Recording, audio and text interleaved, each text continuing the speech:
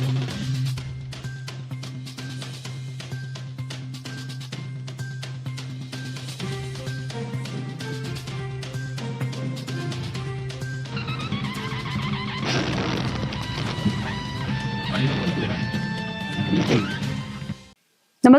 आपण पाहता Hirkani news. Hirkani news प्रत्येक क्षण ताज्या घडामोडी आणि महत्त्वाच्या प्रत्येक बातमीसाठी नेहमी तत्पर. ग्रामस्थांच्या धाडसामुळे कुख्यात दुधाणी टोळी जेरबंद, झाडी झुडपातून थरारक पाठलाग करून पकडले. महाराष्ट्रासह देशातील विविध राज्यात जबरी चोरी, लूटमार, घरफोडी आणि सशस्त्र दरोडे टाकून धुमाकूळ घालणाऱ्या कुख्यात दुधाणी टोळीचा ओतूर पोलिसांनी पर्दाफाश केला आहे. रविवारी 12 जुलै रोजी जुन्नर तालुक्यातील कोळवाडी येथे स्थानिक ग्रामस्थांनी दाखवलेल्या अफाट धाडसामुळे या आंतरराज्यीय टोळीतील 6 सराईत गुन्हेगारांना बेड्या ठोकण्यात पोलिसांना मोठं यश आलं.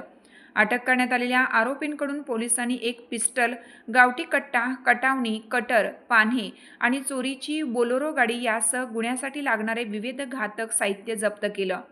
या टोळीवर एकट्या तेलंगणा राज्यात तब्बल 25 गंभीर गुन्हे दाखल असल्याची धक्कादायक माहिती पोलीस सूत्रांनी दिली आहे.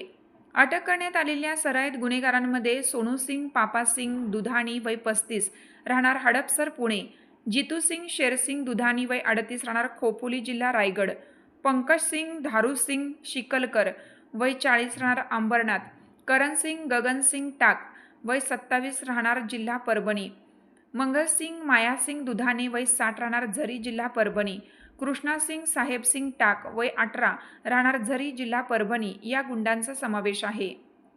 राहुरी जिल्हा अहमदनगर येथील रहिवासी असलेल्या एका व्यक्तीची महिंद्रा बुलोरो गाडी क्रमांक MS17 AJ 3075 काही दिवसापूर्वी चोरीला गेली होती.